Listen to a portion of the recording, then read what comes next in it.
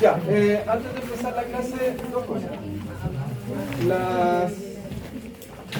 Las personas que habían presentado justificaciones por las inasistencias, esa información se había retrasado por la licencia de la doctora Aravena, pero ella volvió y ya me fue enviando paulatinamente toda esa información y eso ya está actualizado. En algunos casos eso significó una corrección en la evaluación parcial, porque tenían un 1 en algún control y eso se borró, entonces cambió la nota parcial. Las personas lo deben haber visto. Lo otro es que, bueno, no tenemos lab, así como no hubo ayer, no hay lab hoy. Y lo tercero es que la solemne de ayer se va a corregir, todavía no se corrige, se va a corregir, a mí no me corresponde corregirla, la corrigen en la dirección y luego se emite un informe y una estadística para analizar el rendimiento de las sedes, ver si hay preguntas que tuvieron conflictos, si hay que retroalimentar ciertas cosas, etcétera, etcétera.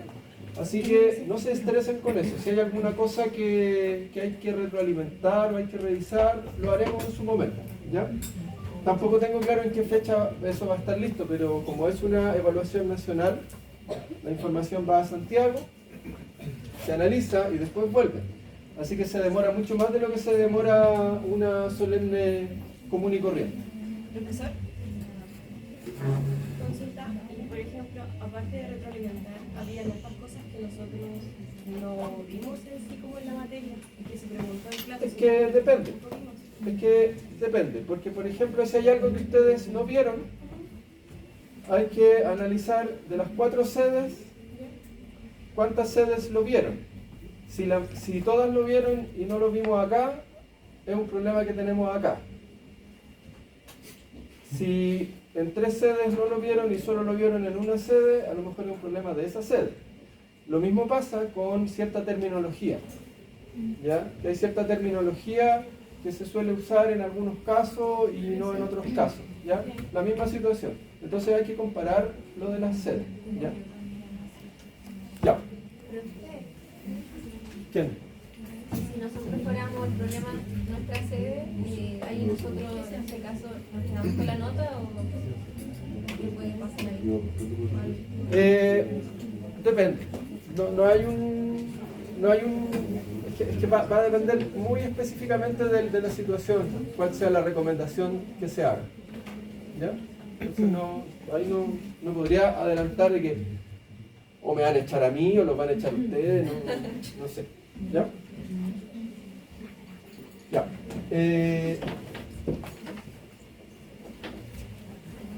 Bien. Por programa, ahora nos corresponde comenzar la tercera y última unidad del curso, que es la unidad que tiene que ver con formación del diente. Algunas de las cosas que vamos a ver hoy, nosotros ya las vimos.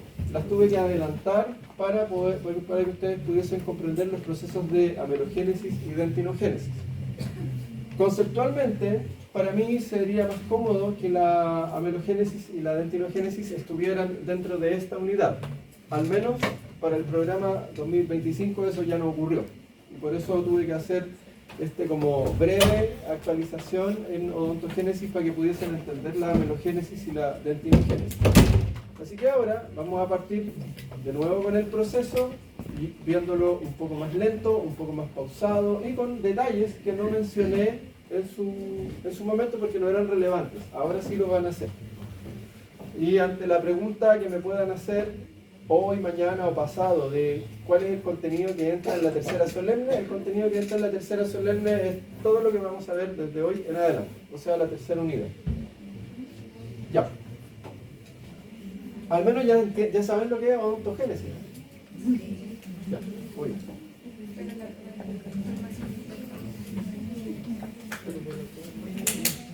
Entonces vamos a ver etapas de la odontogénesis, características de la odontogénesis, componentes del germen dental y los tejidos que derivan de esos componentes. Eso no lo vimos tan en detalle. Entonces vamos a partir de nuevo con este esquema general. Lo más relevante en la formación del diente es un fenómeno fenómeno que se llama la interacción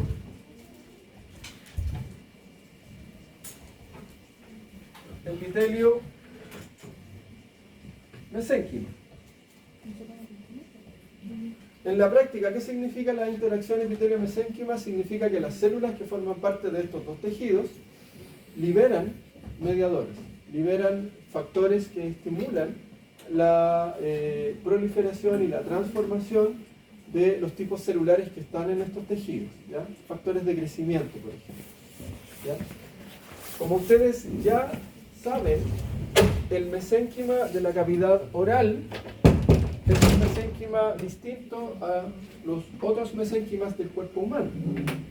Entonces, si uno quisiera ser más estricto para hablar de este proceso, uno tendría que decir, esta es una interacción epitelio-ectomesénquima. Y a ustedes les parecerá que eso puede no ser relevante, pero sí lo es. ¿Por qué? ¿Por qué es un ectomesénquima? ¿Se acuerdan? Porque en ese mesénquima, en ese tejido conjuntivo que está dibujado acá en verde, además de células propias del mesénquima común y corriente, derivado del mesodermo, hay células que derivan de la cresta neural, de acá atrás. En la formación del tubo neural hay células que se invaginan desde el epitelio dorsal, formando las crestas neurales. Y esas células de la cresta neural migran hacia la región oral y se mezclan con el mesénquima. Por eso se llama ectomesénquima. La interacción epitelio-mesénquima, no epitelio-ectomesénquima. La interacción epitelio-mesénquima ocurre en muchos lugares del cuerpo humano. Sin embargo, nosotros formamos dientes solamente en la cavidad oral. ¿Por qué? Porque tiene una característica particular la región, y es la presencia de células derivadas de la cresta neural. O sea, si no hay migración de células de la cresta neural, no hay dientes. Así de simple. Puede haber interacción entre epitelio y mesénquima, pero no va a haber formación de tejido dental. Por eso es tan relevante para nosotros. ¿Dónde parte todo?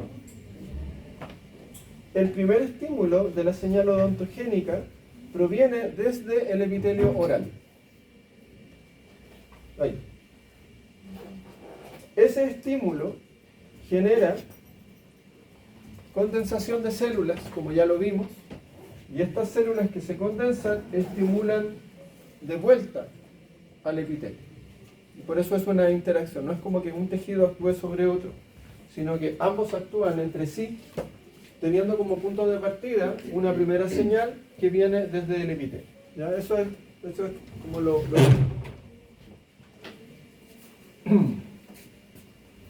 Entonces, primero ocurre el engrosamiento del epitelio, luego se forma el brote o yema con la condensación de células ectomesenquimales, luego la formación de la copa, ¿cómo le llamaban también a copa? Casquete, copa o casquete, y luego la formación de la campana. Este esquema es un esquema general que cuando habla de campana no diferencia campana temprana de tardía. Yo les había hablado previamente de campana temprana cuando se daba la forma del diente y campana tardía cuando ya empezaba la síntesis de tejidos, la síntesis de esmalte, la síntesis de dentina, ¿ya? Pero este es el esquema general que tenemos.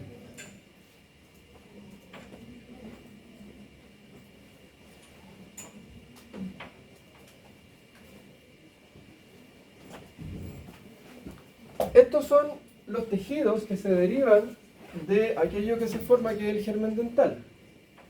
¿De dónde proviene este germen dental? De la interacción entre el epitelio, o sea, el ectodermo derivado del primer arco faríngeo, y el ectomesénquima. Epitelio, tejido conjuntivo o mesénquima. La interacción y la estimulación recíproca entre estos tejidos constituye la formación de este germen. El germen es cualquier cosa que veamos en distintas etapas. O sea, uno puede decir, el germen está en etapa de brote, el germen está en etapa de copa, el germen está en etapa de campana. ¿Ya? Ese concepto trasciende a las etapas. Y ahí aparecen estas estructuras del germen que eran el órgano del esmalte, la papila que estaba al centro y el folículo o saco que estaba en la periferia.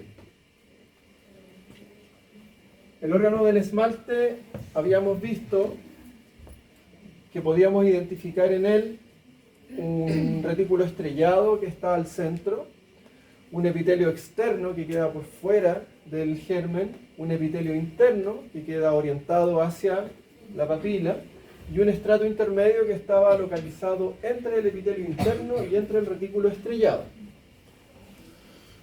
También vimos en amelogénesis que a partir de la diferenciación del epitelio dental interno ocurría la formación de los ameloblastos y que los ameloblastos eran los responsables de la síntesis de la matriz de esmalte que luego se mineraliza.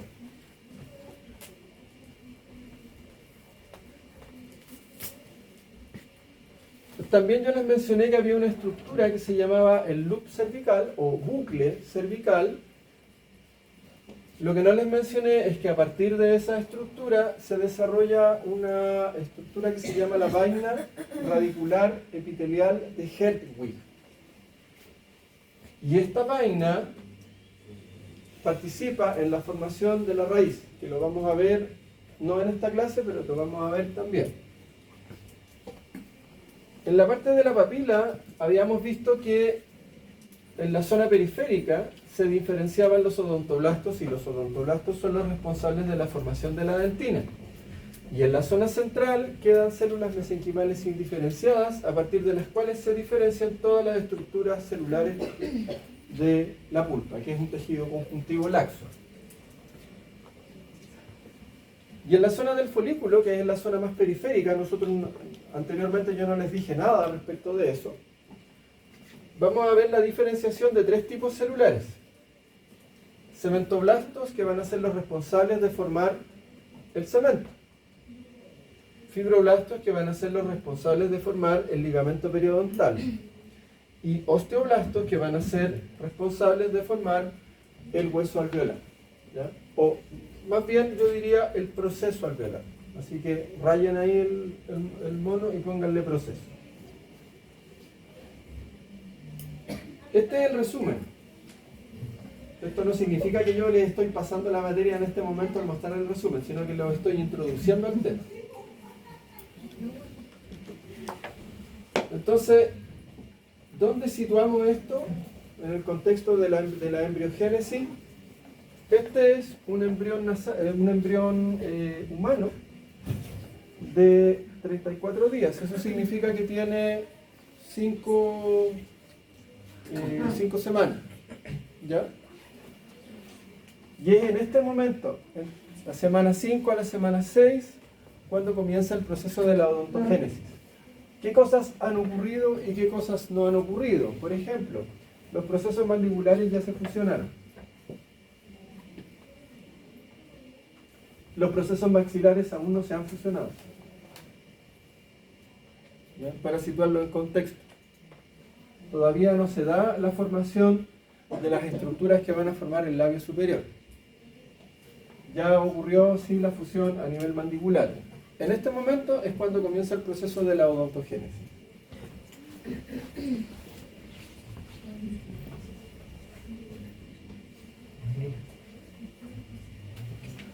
¿Cómo parte todo? Con el engrosamiento. Yo les mostré en distintos momentos ese típico esquema, el epitelio que se engrosaba, ¿cierto? Pero esto es una visión muy parcial, es como tomar un corte histológico y analizar el engrosamiento. Pero ahora, si nosotros vemos el engrosamiento como en un contexto general, el contexto general es este. El engrosamiento ocurre en el epitelio formando un arco en la zona mandibular y un arco en la zona maxilar. Y esto es lo que se denomina la banda epitelial primaria. Es como que en vez de hacerle un corte al embrión, le abriéramos la boca al embrión y vamos y dibujamos un arco superior, un arco inferior. Entonces ese engrosamiento no ocurre solo en un punto, sino que ocurre en un área. ¿Se entiende, no? El epitelio experimenta el engrosamiento en un área, en la zona del epitelio oral. ¿En qué área? En el área donde luego van a estar los dientes. Y por lo tanto, ese engrosamiento toma la forma de un arco superior, un arco inferior. Y eso es lo que se denomina la banda epitelial primaria.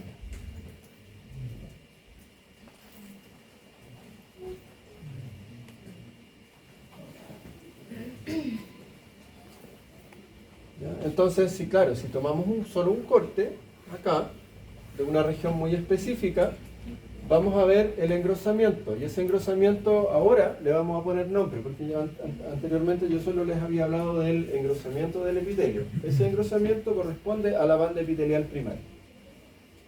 ¿Ya? Entonces, imagínense esto así. Claro, si yo a esto le hago un corte acá y lo miro al microscopio, lo voy a ver así. ¿Ya? Pero es un extracto de todo esto. Entonces yo puedo tener un corte acá, un corte acá, un corte acá, un corte acá, y en todos esos cortes yo voy a ver lo mismo. Voy a ver el epitelio engrosado. Y eso se llama la banda epitelial primaria. Ese es el primer fenómeno. Por ejemplo, este corte que está acá es un corte obtenido de mandíbula. Aquí se ve la lengua. Aquí está la cavidad oral. Allí está el cartílago de Meckel, el cartílago derivado del primer arco, que queda por dentro del hueso mandibular. Y ahí, en la zona del epitelio, ahí hay un pequeño engrosamiento. Eso es la banda epitelial primaria. ¿Cómo se da la formación de la banda epitelial primaria? La formación de la banda epitelial primaria se da porque ocurre un cambio en el eje de las mitosis. En un epitelio común y corriente, ustedes saben que las células de la base se van dividiendo y van algunas quedando en la zona basal y otras avanzando hacia la superficie del epitelio. ¿Cuál es el eje de la mitosis? El eje de la mitosis es lateral. ¿Ya? La célula se divide hacia el lado y una avanza y la otra se queda. Para que ocurra el engrosamiento en la formación de la banda epitelial primaria, el eje de la mitosis cambia. En vez de dividirse así, las células se dividen así. Y eso posibilita un cambio en el espesor del epitelio.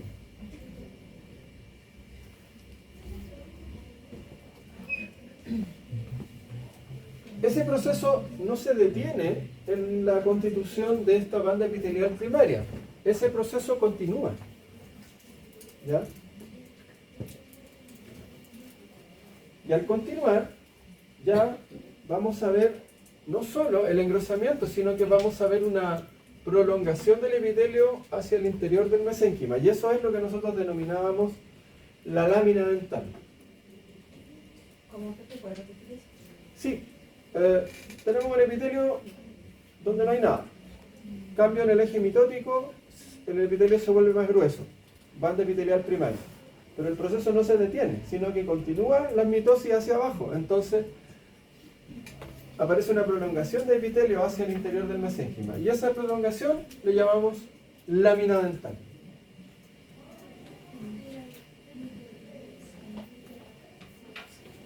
Fíjense en esta imagen que tenemos acá. Este es un corte coronal. Aquí está la cavidad oral primaria. Fíjense que el paladar todavía no se cierra. Acá está la lengua. Y ahí hay una cabeza de flecha. Ahí hay otra. Aquí arriba hay otra cabeza de flecha. Aquí hay otra cabeza de flecha. O sea, estamos viendo que este proceso ocurre al mismo tiempo en los 4 cuadrantes. Y aquí está el detalle. Fíjense, tenemos el epitelio oral, tenemos la prolongación del epitelio para formar la lámina dental y tenemos una segunda prolongación acá. Esa prolongación se llama lámina vestibular.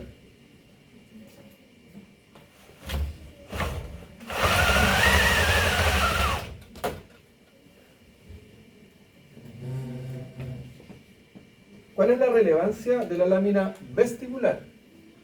La lámina vestibular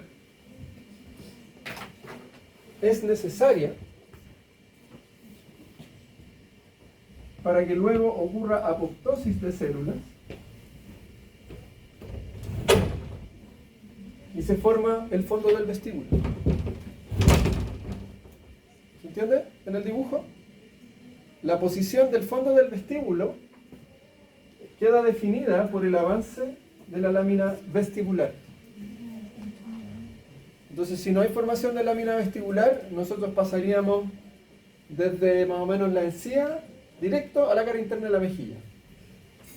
No habría esa profundización del tejido. Por supuesto, por una cosa de localización, la lámina vestibular va a quedar en el sector opuesto a la lengua. Esto que está aquí es la lengua. Entonces ese proceso lo vamos a ver en todos los cuadrantes, ¿ya? Lámina vestibular hacia la zona más externa y lámina dental hacia la zona más interna. Entonces lámina vestibular, formación del vestíbulo. Lámina dental, formación del germen dentario.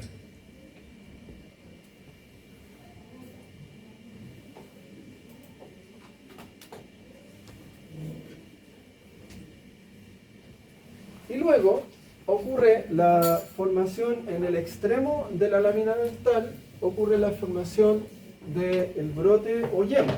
¿Ya? Se ocupan los dos conceptos para hablar de esta estructura.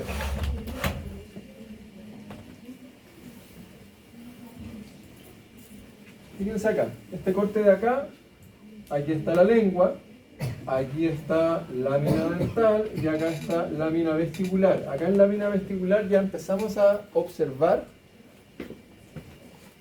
pérdida de células en el centro. Se está empezando a formar este surco que va a ser el fondo del vestíbulo. ¿Ya? Y aquí está la lámina dental y en la punta de la lámina dental vemos el brote o yema. Otro corte donde se observa lo mismo. Lámina dental, brote o yema. Y también podemos observar la condensación de células del ectomesénquima alrededor de este brote o yema.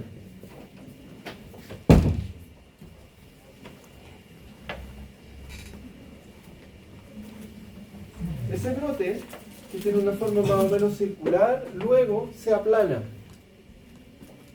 Y al aplanarse, forma lo que se denomina la copa o casquete. A partir de este momento, del momento en que tenemos copa o casquete, ya podemos decir que esto que está aquí se llama órgano del esmalte. ¿Ya? A partir de la copa o casquete podemos decir que esto se llama órgano del esmalte. Podemos identificar el retículo estrellado, el epitelio interno, no todavía. Eso lo vamos a ver en la etapa de campana. Entonces, lo único relevante que podemos mencionar de esta etapa es que el brote cambia de forma, toma una forma plana o un poco cóncava, por eso se le llama copa o casquete, y ya podemos identificar una estructura que vamos a denominar el órgano del esmalte.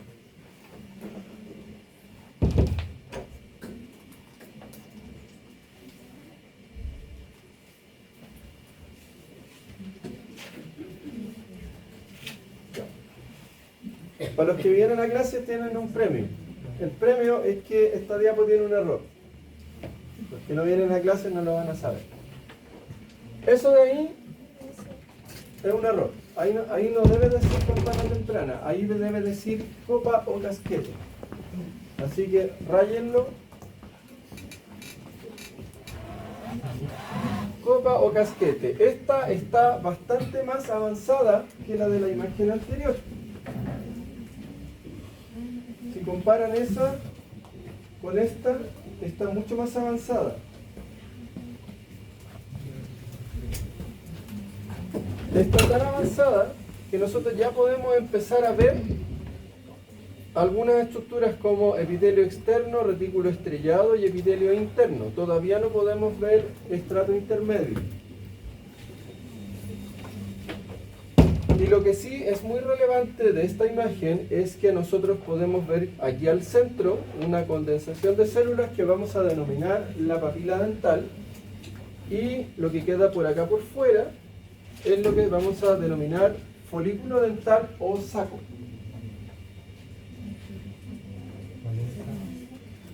Es lo que queda por fuera. Lo voy a rayar.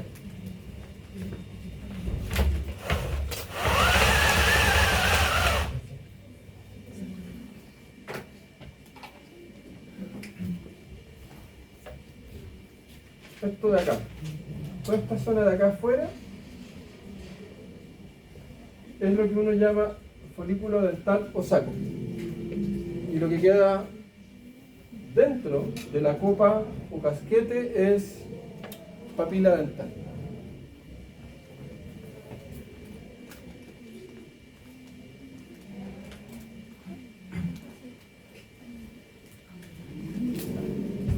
Esto que estamos observando acá, para los que vienen a clase, es campana temprana. Ahí no dice nada, ahí tiene que decir campana temprana. ¿Alguno de ustedes se anima a decir qué tipo de diente se está formando ahí?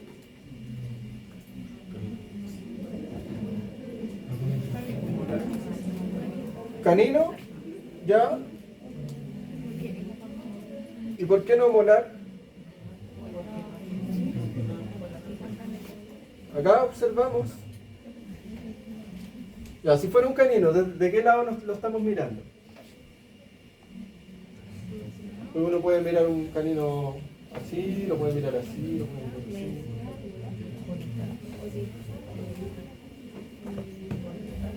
así. Si ustedes dicen que ven algo que parece canino, ¿desde dónde, de qué lado lo están mirando? Ya, o sea, lo están viendo por proximal, ¿cierto? Entonces yo veo una porción vestibular, la punta de la cúspide, porción palatina, y ese bulto de ahí, ¿qué sería? Cíngulo, exactamente. Entonces, por eso, campana temprana me permite a mí identificar la forma de la corona. ¿Ya? Y eso es lo que se llama la morfodiferenciación, la diferenciación de la forma del tipo de diente. ¿En qué etapa se alcanza eso? En campana temprana. Acá solamente hay forma, no hay formación de tejido duro. Por eso es temprana y no tardía. Y fíjense que en esta imagen también hay otra cosa interesante. Acá está el epitelio oral. Aquí está la lámina dental, que no ha desaparecido. Y fíjense que por un lado tenemos el órgano del esmalte y por otro lado aparece otra prolongación epitelial. Esa prolongación epitelial es un brote o yema. Y ese brote o yema es el brote o yema que va a permitir la formación del diente permanente asociado a este. Porque como nosotros estamos viendo el proceso en etapa embrionaria, estamos hablando de un proceso que parte entre semanas 5 o 6, los primeros dientes, uno no lo dice, pero en realidad es lo lógico. Los primeros dientes que se van a formar, ¿cuáles son? Son los dientes temporales. ¿Qué pasa con los permanentes? Bueno, los permanentes no se empiezan a formar, se empiezan a formar, pero más tardíamente. Pero ya aquí hay un comienzo, ya aquí hay un brote.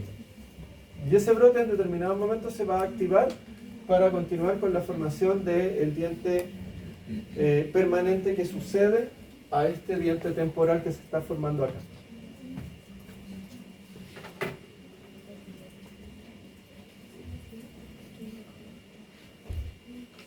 Ya, pero resulta que ahí tenemos un problema y las matemáticas no dan, porque ¿cuántos dientes temporales hay en total? 20. ¿Y cuántos dientes permanentes hay en total? 32. Entonces, ¿cómo ocurre eso?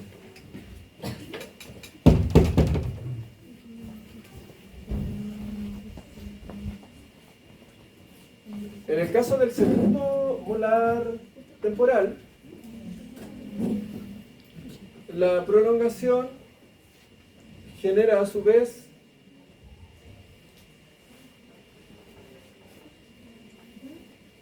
varios brotes. ¿Entiendes? Por ejemplo, si tenemos uno acá adelante, este que está aquí adelante va a formar solo uno. Este va a formar uno. Ese va a reemplazar a ese va a reemplazar a ese.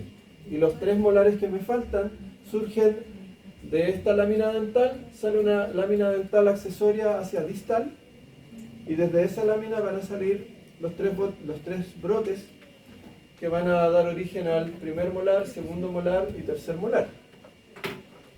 Porque este es primer premolar y este es segundo premolar. Sí, pues acuérdense que los molares temporales son reemplazados por premolares y los molares permanentes aparecen por distal de los molares temporales. Eso es fundamental, sobre todo para los que les toca atender niños, porque si ustedes tienen un niño de 6 años, 7 años, ese niño va a comenzar con el proceso de erupción del primer molar permanente inferior por distal del segundo molar temporal. O sea, no hay recambio. Y si ustedes examinan a un niño que tiene 4 a 5 años, ven el segundo molar temporal y detrás un espacio. Pueden perfectamente meter el pulgar ahí y tocar. Hay un espacio. En ese espacio aparece el primer molar permanente.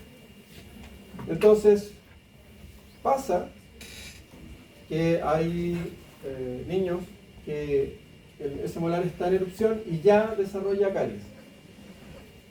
Y hay padres que dicen, bueno, pero no importa porque ese diente lo va a cambiar. Y es como no, porque ahí no hay recambio. Ese diente que aparece ya es el permanente. ¿Ya? Tiene que ver con esto.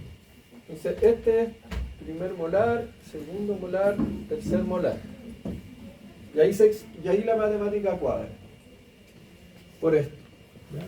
Por la aparición de brotes accesorios.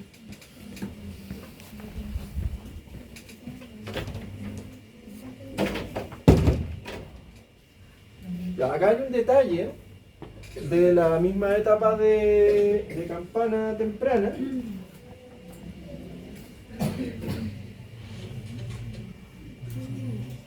Epitelio externo, epitelio interno. Fíjense que el epitelio interno ya está empezando a mostrar células columnares,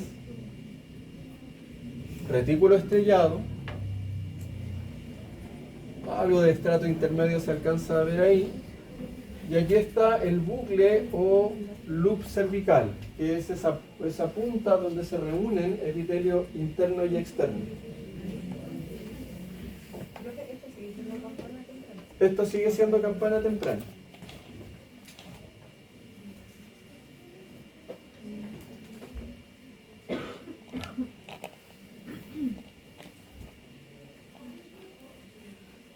Esto también es campana temprana.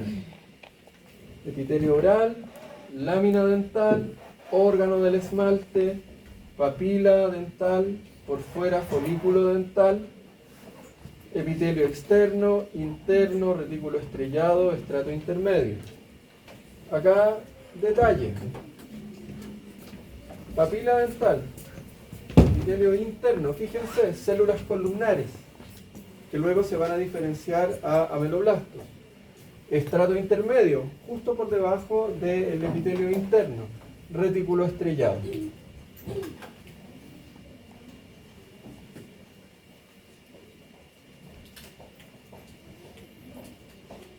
Y acá ya vemos campana tardía. Esta esto que se ve en un color rojizo es matriz de esmalte. Esto que se ve en un color rosado pálido es dentina. Y eso blanco que tiene una estrellita al centro es un espacio que apareció accidentalmente en el corte histológico. ¿Ya? Es un artefacto. Entonces ustedes, para ver esta imagen, tienen que asumir que en realidad ahí esas dos zonas están unidas una con la otra. Y esto ya es campana tardía. ¿Por qué? Porque en la campana tardía ya dijimos que la define la aparición de la secreción de esta matriz extracelular, que va a ser dentina y que va a ser esmalte.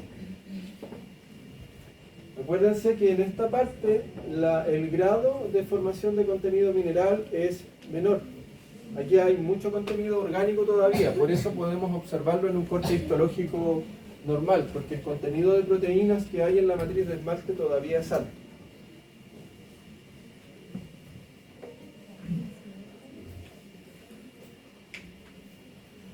Yo les mencioné en algún momento que el proceso de secreción de estas matrices para tejidos duros comienza en la punta de la cúspide o bien en el borde incisal y luego va avanzando hacia la zona cervical. Entonces lo que estamos viendo acá es un progreso de lo que ocurre. Esto que está en celeste representa el órgano del esmalte. Y esto va avanzando así. Ahí, y luego de ahí se pasa para acá y sigue acá. Esa es la secuencia. Entonces, si ustedes se fijan, primero estamos en una etapa que es más bien copa o casquete. No hay una forma dentaria definida.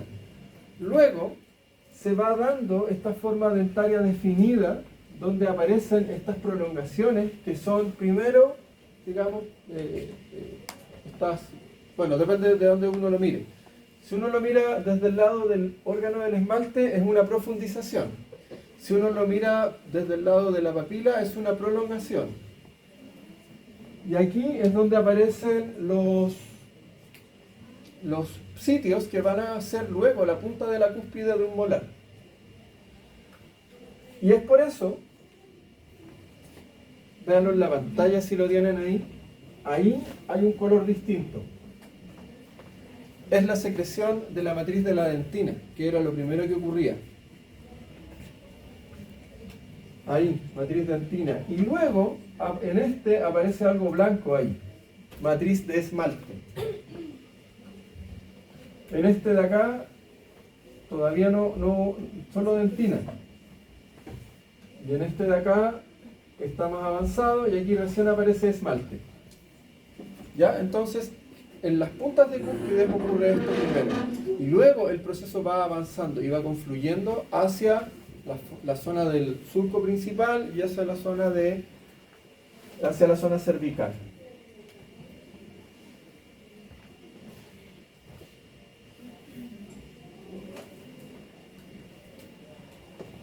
Déjenme ver.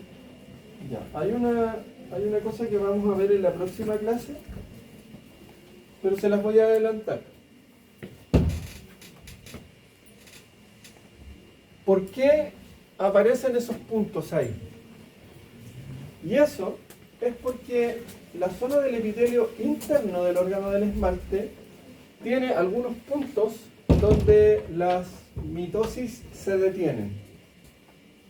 Entonces el epitelio va avanzando en el crecimiento del órgano del esmalte, pero hay ciertas zonas donde el epitelio deja de multiplicarse. Y por eso se adoptan estas formas. Esos puntos se denominan nodos del esmalte. ¿Ya? Entonces, para que se forme acá este surco principal, y acá esta cúspide y esta cúspide, lo que ocurre es que el epitelio interno que está aquí entre medio prolifera, crece. Pero acá no, ahí se detiene. Y eso explica una formación asimétrica. En estas partes queda una profundización en el órgano del esmalte y en esta parte prolifera hacia abajo, formándose la diferencia entre eminencia y depresión, que es característica de la anatomía de los dientes. Eso es por la presencia de los nodos del esmalte. ¿Ya? Lo vamos a ver igual en otra clase. Ya. Esto es completamente nuevo para ustedes. ¿Qué ocurre en el caso de la formación de la raíz? De eso no les había mencionado absolutamente nada.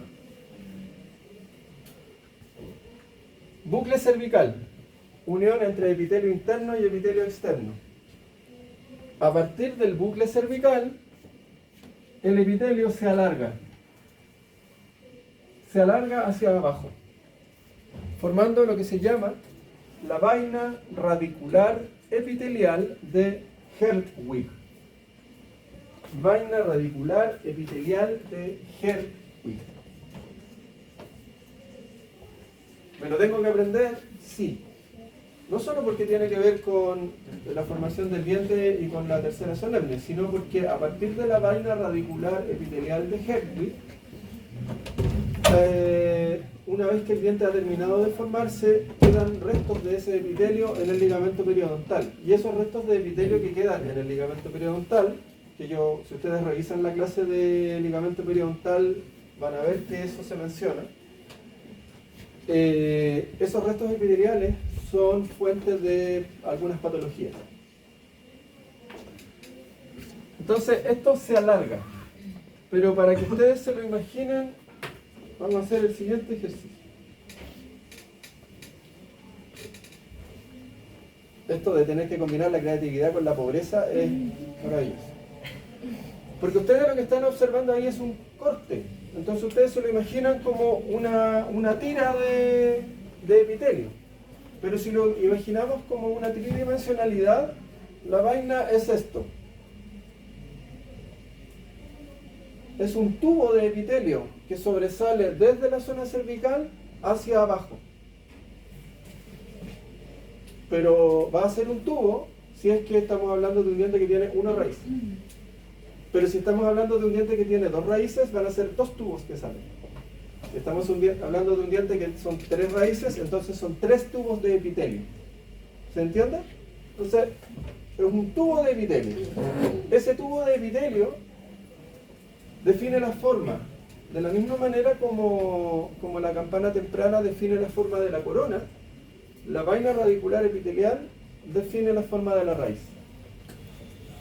Luego ocurren procesos que hacen la formación ya completa de la raíz, pero para eso lo vamos a ver en otra clase. Pero para que entiendan más o menos la función de la vaina.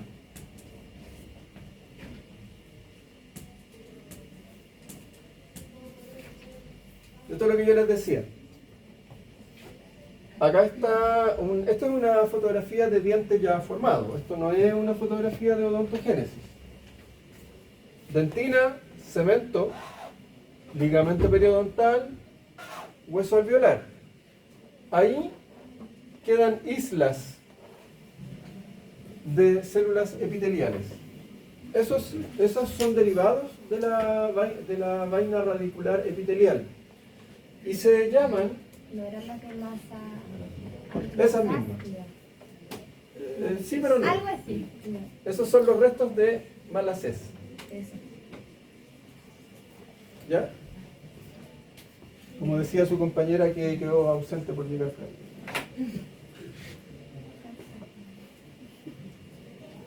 Ya, entonces, en las siguientes clases vamos a la parte de amelogénesis y odontogénesis, no la vamos a ver con tanto detalle porque ya la vimos, pero sí vamos a ver lo que tiene que ver con la formación de papila y de los derivados del folículo, ¿ya? Así que este es el esquema general que uno tiene que mantener en la cabeza al momento de hablar de la odontogénesis, ¿ya? Está la vaina, ¿ya? Y del folículo vamos a ver en su momento cómo se forman estos tejidos, ¿ya? ¿Dudas? ¿No? Ya. Entonces es todo por hoy. La próxima semana, en el teórico del día martes, voy a hacer control de esta clase. Solo de esta. ¿Ya? O sea, las cosas de amelogénesis, delfinogénesis, no. Solo lo de hoy.